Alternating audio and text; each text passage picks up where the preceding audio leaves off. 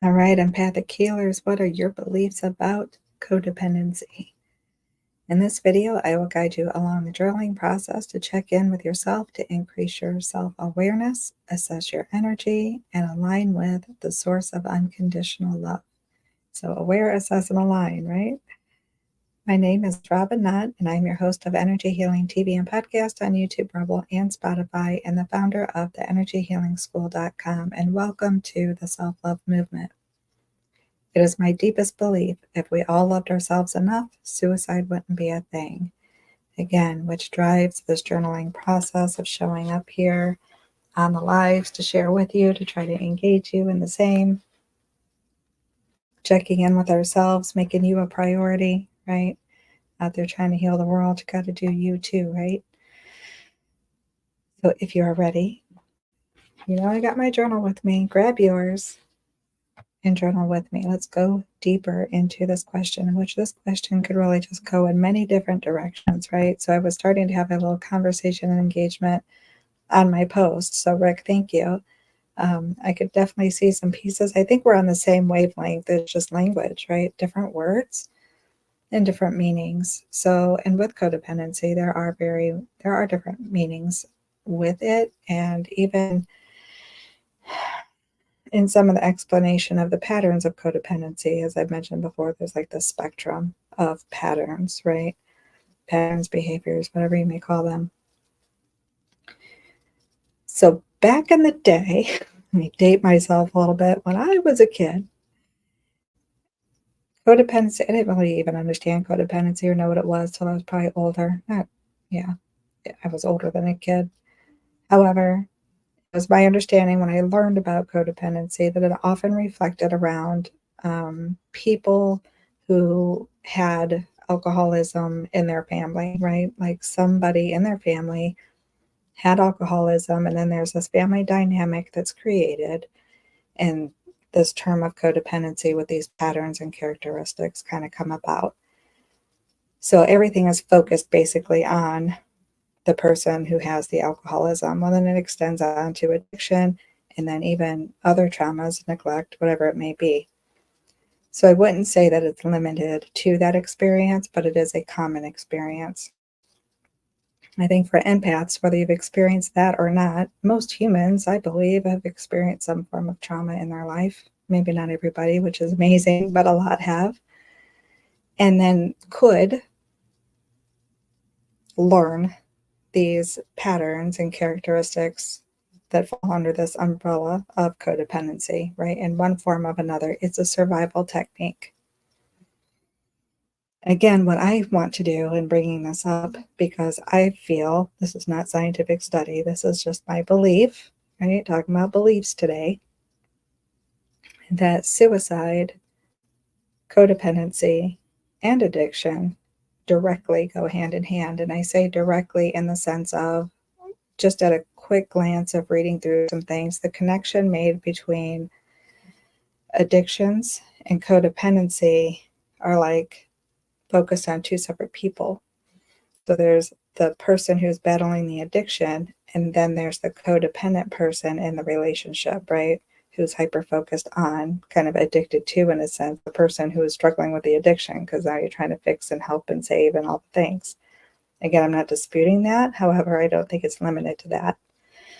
It goes deeper. It would be interesting. I'm not going to do the studies, but it would, just being honest, transparent, I think it would be interesting to do some studies on the person who battles the addiction themselves to see what type of codependency patterns they carry themselves, right? I don't think there has to be a separation between the two. I think it's common amongst humans to have some patterns of codependency. I think it's common amongst empaths, very common amongst empaths, light workers, to have patterns of codependency. I don't, on this video, have them like a checklist to read off like this and this and this and this, as we could go through them. But things like when you feel like you lose yourself because we hyper focus on helping others, right? We want to save the world. And I say that actually very sincerely. especially nowadays, right? We're all like, we came here for a reason. It's to fix a lot of this junk. We can't do it alone, but we can't deny ourselves in the process either. So, whatever your helping profession is, whether it's, with a licensure or however you show up in your day to day trying to help other people, you still have to take care of yourself. And one of the main patterns in codependency is denying your own self care. It's not seeing your own self worth. It's not taking care of you. It's pushing you aside to take care of others. It's focusing outside of self instead of taking a look within, right? So that's what we're here to do in this journaling process, is to take the look within. Where is the core in this? What happened? What's going on? Dive as deep as you want. It's just, I do. So that's my thing and what I'm bringing with me to share with you. Dive as deep as you want to see where the core is on these patterns of codependency. Doesn't even, in a sense, matter where it came from. We all know that we were programmed to some degree, right? We all learned in our life experience, good, bad, and everything in between. It just is. But having an idea sometimes help us as we find ways to move through it, right? As we find ways to heal through it. And that's, of course, my goal, right? So as I totally went off on that, let me go back to the journaling process. So I think it's important, though, to really see what your beliefs are about codependency. Maybe you've never heard the word before. Maybe you don't know, and that's okay. It's fine. Sometimes when we label something, right, call it by its name, it just helps give us that awareness, that level of understanding, so that we can increase our own self-awareness, assess where we're at, align with the source of unconditional love, and know what we need to heal our own layers, right? No blame, shame, or guilt. It's not about slapping labels and shoving anybody in a box. It's just the awareness. So we can, if we choose to, if we feel like we need to, clear and heal more of our own layers, and gives us that level of understanding.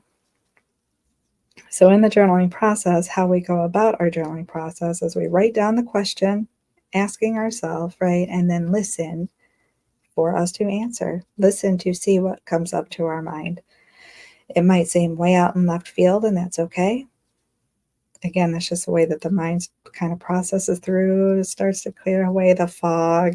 Sometimes it's actually an avoidance technique, right? If I start thinking about something that has nothing to do with this question, can I avoid it? It's like the little ego, like, hey, let's not go there. Okay. So you're aware, sit with it, let it come up, write through it anyways, let it keep coming.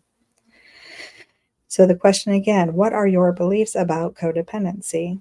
I do feel like that word has become an elephant, what they call that, like an elephant in the room. People don't want to discuss it or see it or talk about it, or there's just certain beliefs around it, which is why I wanted to bring it up and just be direct. Excuse me. I debated today because part of me wanted to wait until after I do the live round of the Empathic Healers Masterclass, but something was really drawing on me to just do it now. So I listened and we're doing it now. So to me, some of what came up is when we're dependent or attached to humanness, right? Whether it's other people or not, it's the humanness part of us. It's the humanness attachments that we make. So it's beyond the relationships that we have. It's deeper. It's deeper than that, right?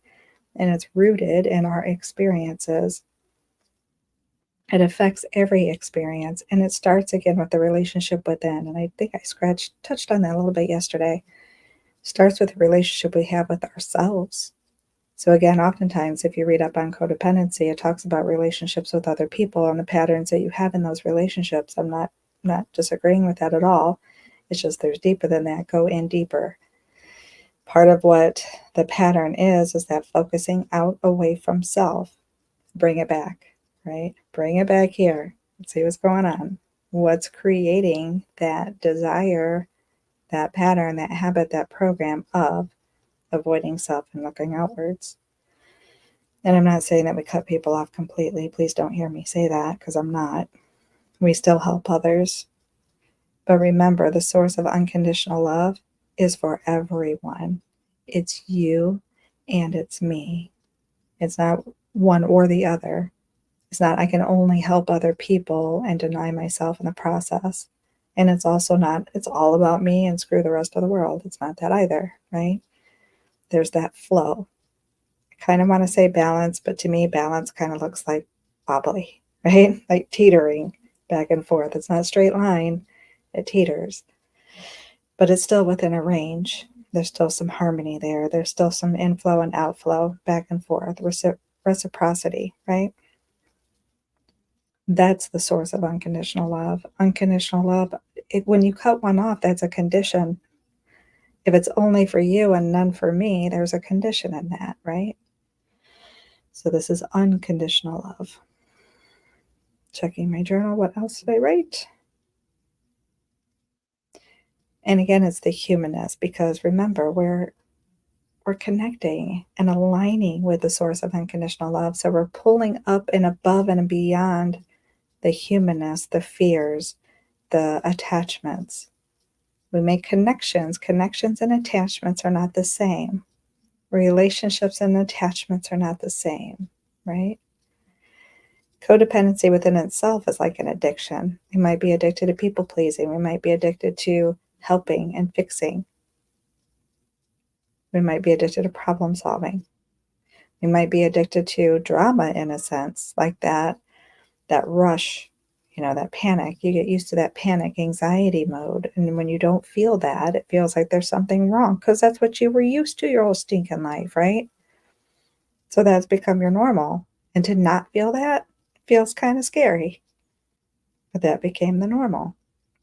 It's not blame, shame, and guilt. It's just awareness, right? What else? Oh, but in that's humanness stuff, right? Because spirit is calmer. In spirit, we can observe. We don't get sucked into that and pushed and pulled in that. We can just see it. We can kind of detach with love, detach and observe. Very different energy, very different relationship with yourself, with the source of unconditional love, God, creator, whatever name you give, which then is a different relationship with everyone else too, right? Because whatever's going on inside is what we project out. It could be really icky, it could be really amazing, but whatever's going on in here is what we're projecting out. This is where it starts. What else? The helping others more, meaning denying ourselves to help others more, can stem from that feeling worthy of receiving that help too, or having that help too, or taking care of ourselves, right? There's something along that program that kind of said, no, you don't count. You don't matter. It's up to you to do this, right? You give up, you sacrifice. It's righteous. You sacrifice and you do this. I'm not saying there's not some truth to that, but there's still an inflow and outflow. It's not a complete. When you completely drain yourself and you want to check out of this world, that is not okay. That is not in alignment with the source of unconditional love. Period. It's just not. And say it how it is, right? So to me, then, bottom line, my belief of what codependency is it's the detachment from the source of unconditional love.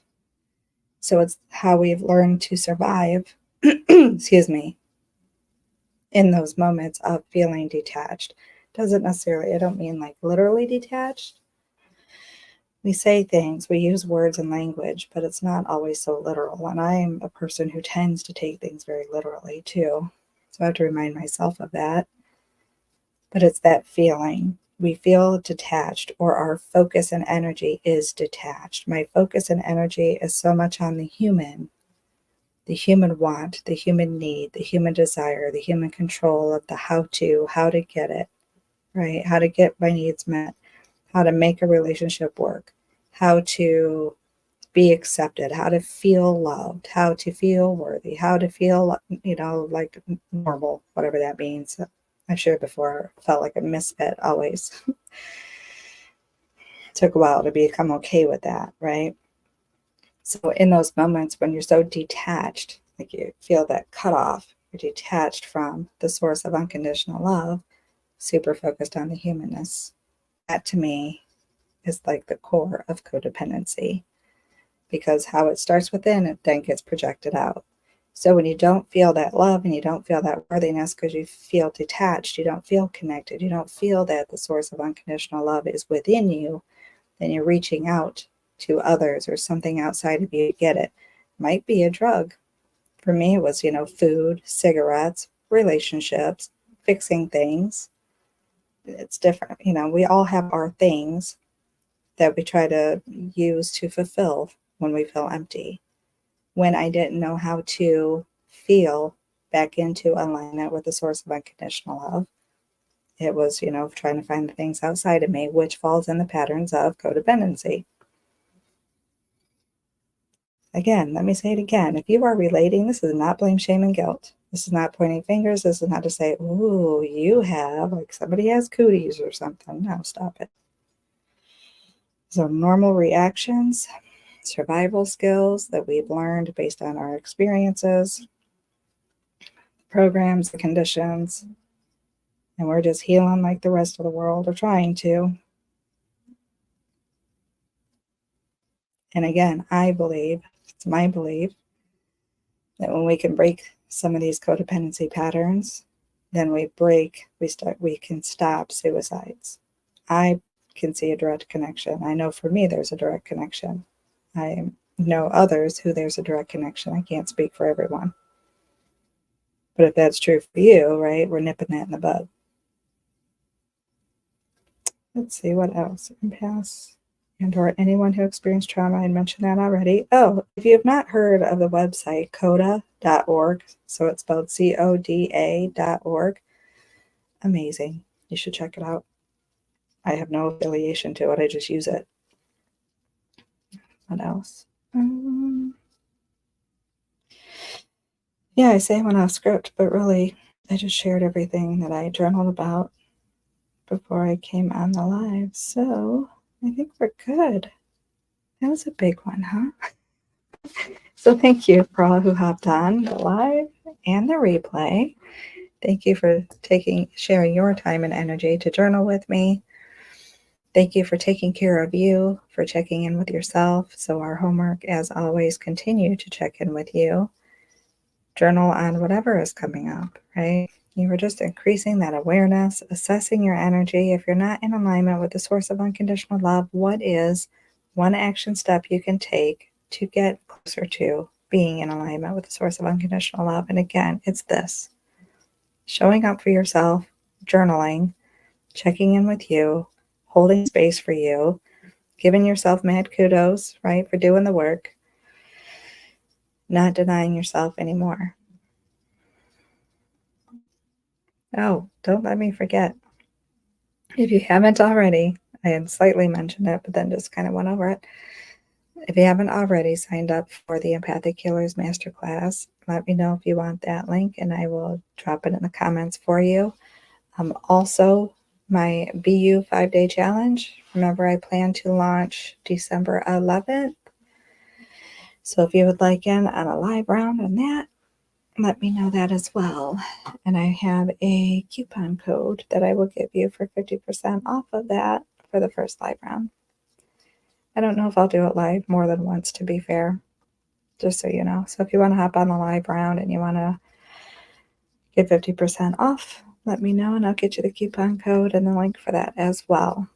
So thank you again for sharing your time and space with me. Have a wonderful day, evening, whatever time in the world it is for you. So much love, and I will see you tomorrow. Bye, guys.